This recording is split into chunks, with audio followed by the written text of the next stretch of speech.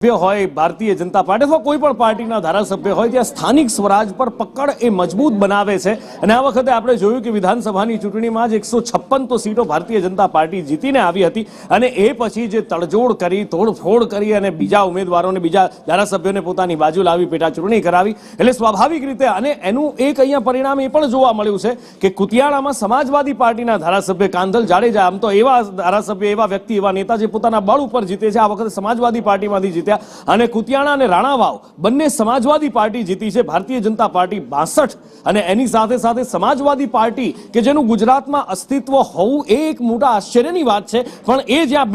બે નગરપાલિકા પોતાના નામે કબજે કરી જાય છે જૂનાગઢ મહાનગરપાલિકામાં પણ પ્રચંડ બહુમત સાથે ભારતીય જનતા પાર્ટીની જીત થઈ છે જો કે એક અપસેટ અહીંયા આગળ સર્જાયો છે ને એ અપસેટ છે ગિરીશ કોટેચાના પુત્ર પાર્થ કોટેચા હાર્યા છે વોર્ડ નંબર 9 માંથી એમનું કહેવું હતું કે જૂથવાદના કારણે તેઓ હાર્યા છે તેમને 7 નંબરમાંથી લડવું હતું પણ 9 નંબરમાંથી તેમને ટિકિટ આપી વોર્ડ નંબર 9 માંથી અને એના માટે તેમની આ હાર થઈ છે પણ ભવ્ય વિજય ભારતીય જનતા પાર્ટીનો એ મહાનગરપાલિકા હોય કે નગરપાલિકા દરેક જગ્યાએ જોવા મળી રહ્યો છે।